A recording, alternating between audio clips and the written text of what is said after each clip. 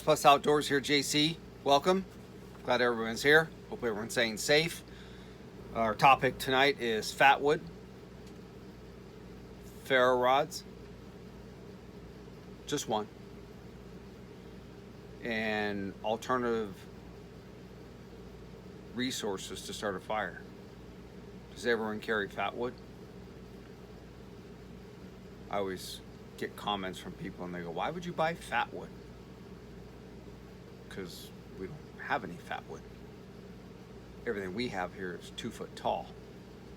And it's not very ignitable because it's, even though it's dry, it's green. So I have to carry stuff like that because I can't go, hey, I'm hiking in the mountains and have a bunch of resources, because I don't have that. And I'm not going to hike in the mountains.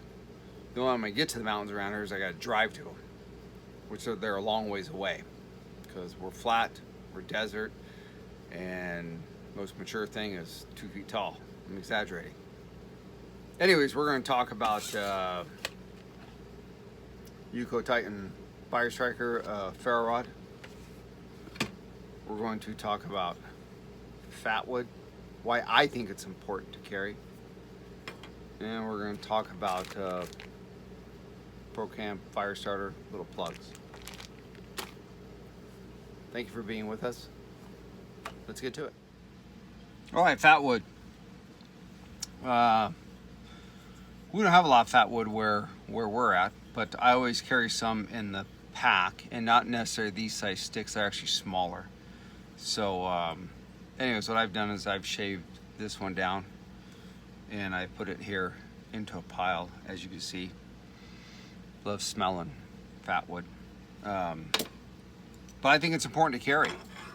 I've been in a lot of circumstances where I've tried starting a fire, and in different climates, especially very, very cold, 0 degrees, snowing, wet snow, I've struggled. And my last resort is pulling out FatWood to help ignite what I've collected while I'm there. But without the FatWood, I wouldn't be able to get a fire starter. Now, you call that lack of experience, you could call it a lot of things, but even if you're experienced, you're going to deal with cold, you're going to deal with fatigue, you're going to deal with hunger, you're going to deal with mental things. You're going to deal with a lot of things that you want to know what. The most important thing is to get in, get your shelter done, get your fire going, get some warmth going, and then you could go find some water, and you could then find some food. I always carry a ferro rod, but I also carry ferro rods, carry matches, and I carry lighters. But this is a Yuko Titan Fire Striker. Not all ferro rods are created equal. I will tell you that much right now. You want to get on eBay and not spend $10 for this and go spend $2 on something. You're dealing with a ferro rod, you're dealing with the right type of igniter striker, and you're dealing with your knife or whatever, but it's got to be a good quality ferro rod. People see a rod and they go, oh, it's a ferro rod. No, it all depends on how it ignites and the composition of it. And I've learned that over time, and so we carry a bunch of different ferro rods in ours of what I feel is top quality ferro rods, but this is something by Yuko. This is something we carry online, so let's try it out. Now, FatWood, I love FatWood. I think it works great.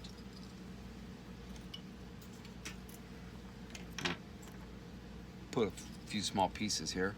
This is brand new, so I have got to get the coating off, okay?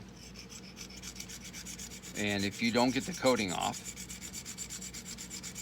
then you're gonna have a problem striking this rod.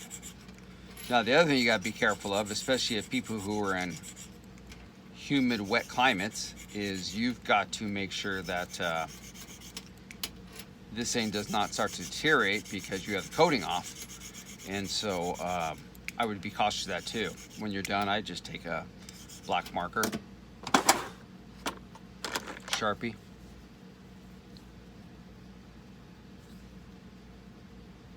And put a coat back over it if it's that sort of issue. Where we're at, it is not an issue, but I do want to make sure we get it off.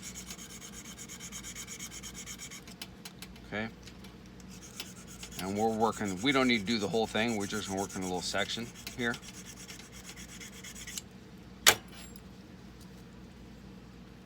They never make these lanyards long enough, which means strike. See, I'm gonna run out of room. Be nice to be a little bit longer, but it is what it is. This is a multi-tool wrench. I don't know if it really makes a good wrench or a tool, but that's what it comes with. And you wanna make sure you've got a sharp 90-degree edge to be able to run a spark off of this. We're trying to figure out where we pulled the coating off. There it is. Again, this lanyard is not long enough. I don't know why they do that.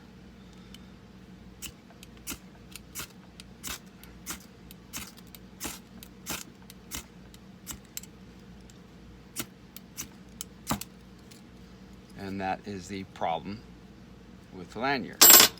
So what we're going to do is take it off. That way I could get, I want to pull my ferro rod away is what I'm trying to do. Okay, see where we're exposed at.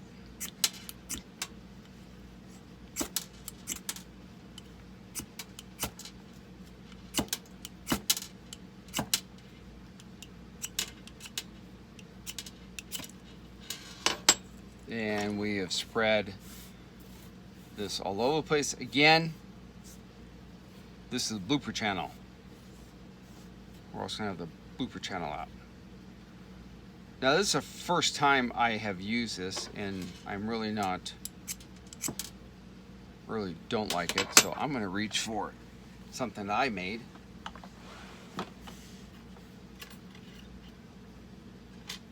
Because I know it works. Now the ferro rod here for Yuko is good quality. I just don't like the striker because the striker's got to be able to throw some sparks out. Okay? It has to.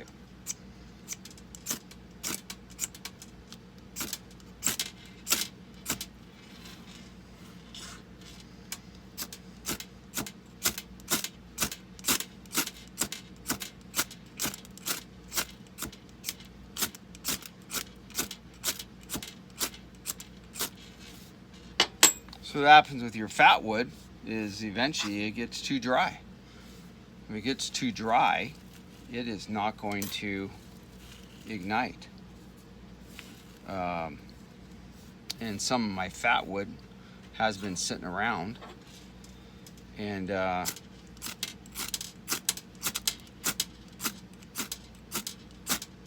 this is why it's not igniting.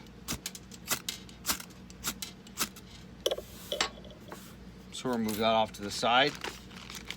We're going to pull out another product we have, which is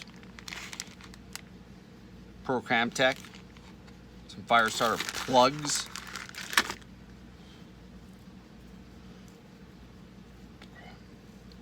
All we're going to do is tear them apart. We're going to get some fibers exposed there. Hopefully everybody can see that, and give this a try again. Put some FatWood on there. We got a fire. So,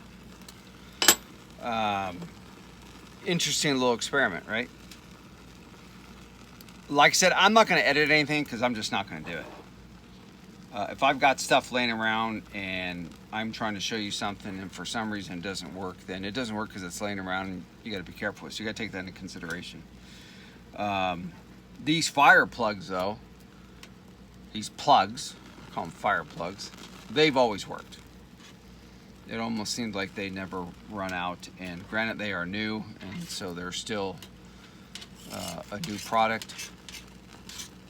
And we're just trying to put everything in a pile.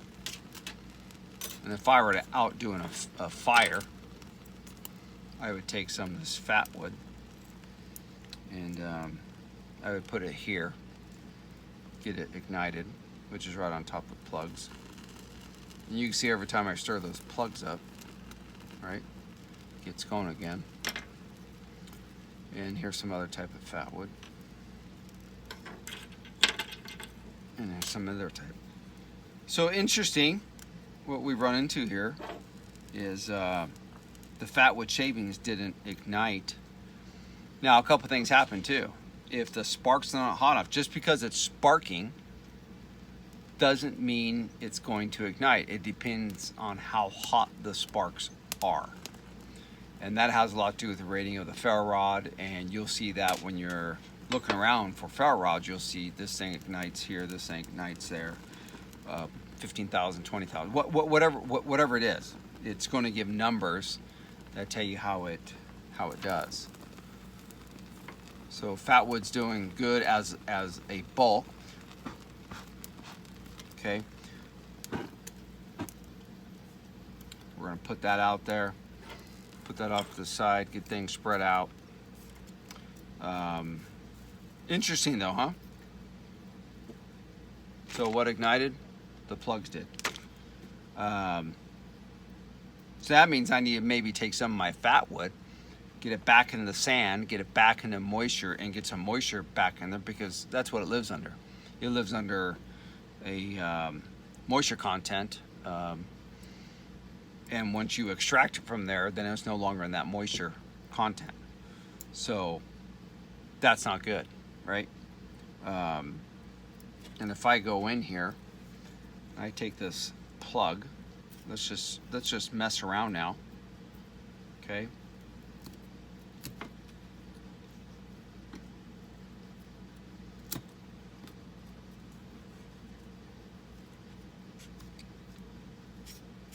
See how we're opening up those fibers? See how we're doing that again? Let's go back to the striker that came with the Yuko ferro rod.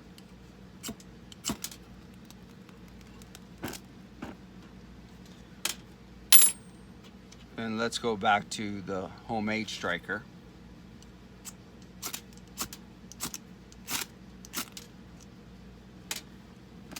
So, you know, the ferro rod's doing its job, so we had an issue with the FatWood. Will FatWood save your life?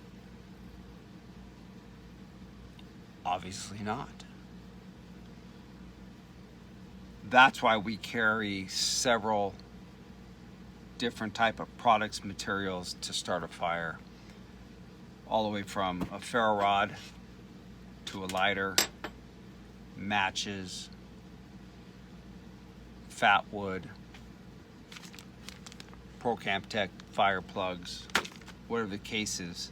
We're going to carry several of those to make sure, one, we have several resources, two, we have redundancy, and three, we're going to be different conditions. And last thing we do is not start a fire, especially when we're under stress, right? So interesting. I just learned something new too. That's good. Well, that was interesting, huh? Ferro rod did good.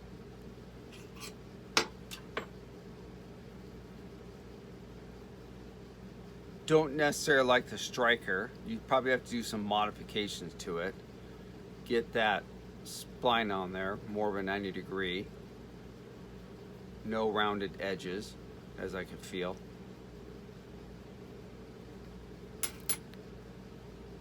Build your own striker, which always works. These have never failed me, so I make these. And then even if you have a piece of FatWood and you're shaving it down, doesn't necessarily work. Now, will it be a good igniter after you get the fire started? If it doesn't work, sure. But what's going to be your ignition source, right? What's going to help you?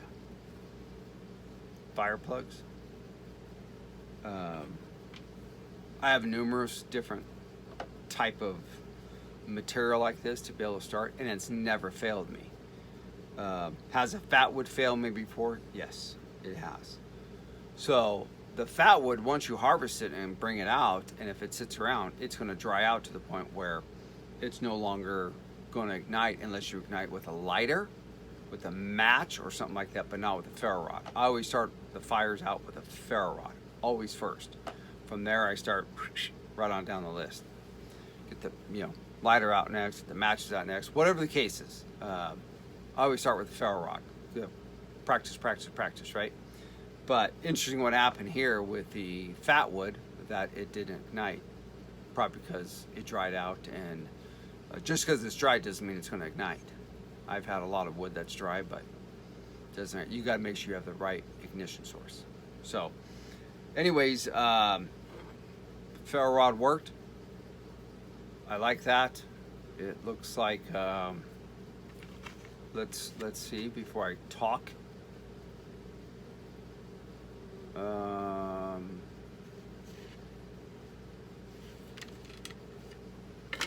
I have to measure this, but this thing would be almost 1/2 inch diameter. Okay, that's not bad. It'll last a while. A little short. So this ferro rod is almost 4 inches, 3 7/8.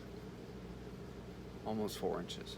Okay, not bad. So you're gonna wear out. You're gonna create a little divot in there because you got to hold it, right?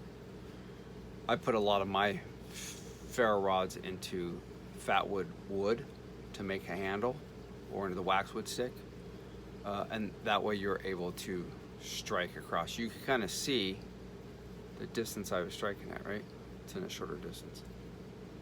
But anyway, so that worked. I think it worked much better with what I made versus whatever that is.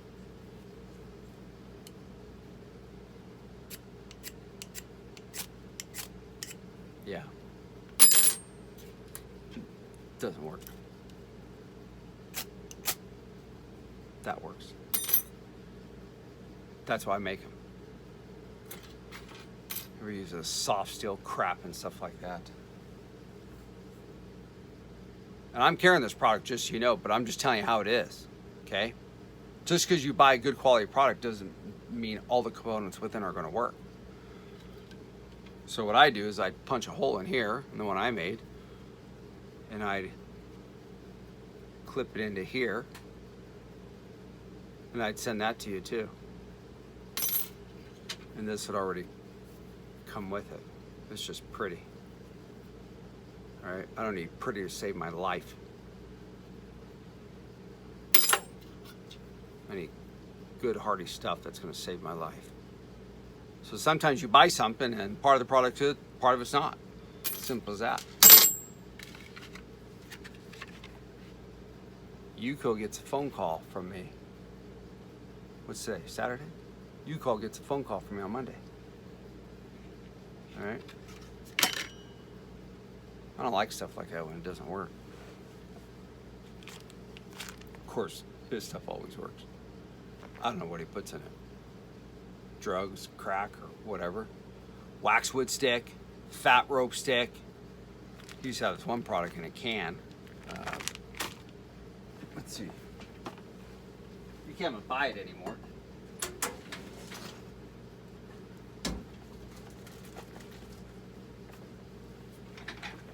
Can't buy it. So I have all the original products of him, of his. You can't buy this stuff anymore. He doesn't sell it. Okay? This stuff here, as soon as you open the lid, it starts igniting. It's all shredded up. You see that? Stuff is awesome. Seal container. Foam gasket. Just did it right.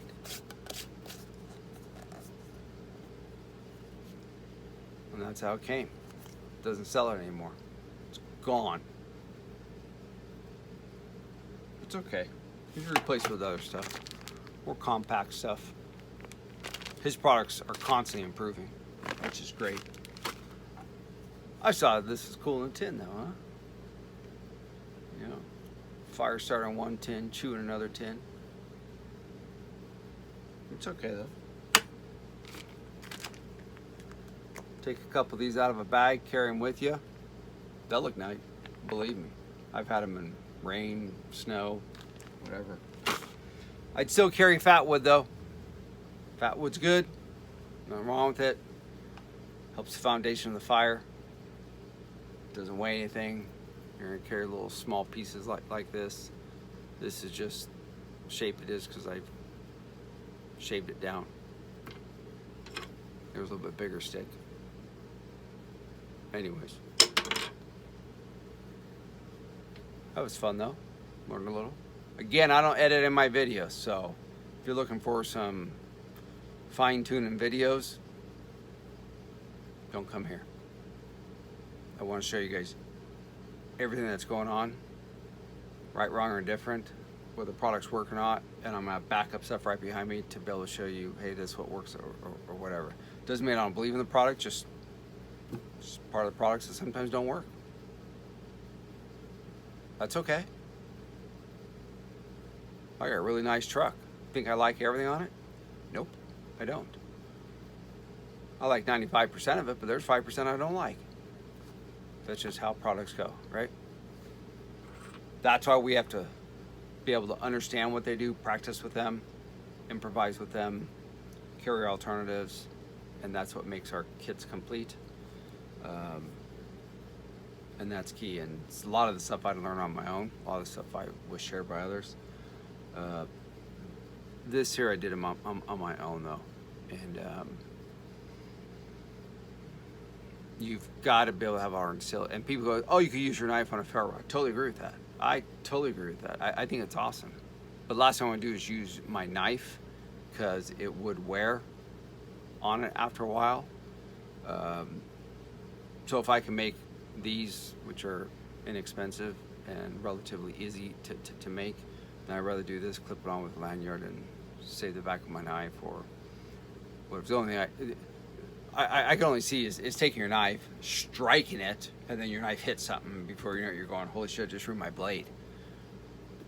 But anyways, but back of knives, 90 degree, very, very, very sharp 90 degree edges work really good on ferro rods. Okay, I would never use your blade on your ferro rod. You always want to use the back. Let's see this one. This one's okay. Not bad. But I wouldn't want to use it because you're gonna wear this down. Eventually you're gonna wear this down over multiple times of starting a fire. But this Gerber, this is old school. It's old school Gerber. It worked. Pretty strong 90 degree spline on there, right? Anyways, that's all I've got. Appreciate you tuning in. Thanks for sticking around. We'll have more fire starter stuff. I got a lot more material, stuff I found that's inexpensive that I'll share with you, and you go buy yourself. All right. Everybody says, how do you expect to be profitable if you share all this stuff all the time with people? Because some people are on a budget. You may not be able to afford stuff like this, and if you're on a budget, I'm going to give you those resources because you need to carry a kit that works. Because if it works, it's going to save your life and your family's life. That's what's important. Not just my business. This community here, way different than a lot of other communities. That's why none of us really make any money. That's okay. But you need to carry the right products. Not just go see some fluff and buff and someone selling you something and you're going, oh, that's awesome. No, it's not. Because it won't work in all conditions. It'll only work in one condition. It won't work in 6, 7, 8 different conditions. And that's the products you need to find are the ones that work in all the conditions. If you have one that works 7 out of the 8 conditions, then you're good. If you have one that works 2 out of the 8 conditions, you're screwed. you're going to hurt that night, that day, whatever the case is, not be able to warm water, warm food or anything, or stay warm yourself in your shelter, and just because some person sold you a bag of beans that's worthless. This community doesn't do that. So anyways, enough of that soapbox. Thank you, appreciate it. Enjoy your next outdoor adventure and stay prepared.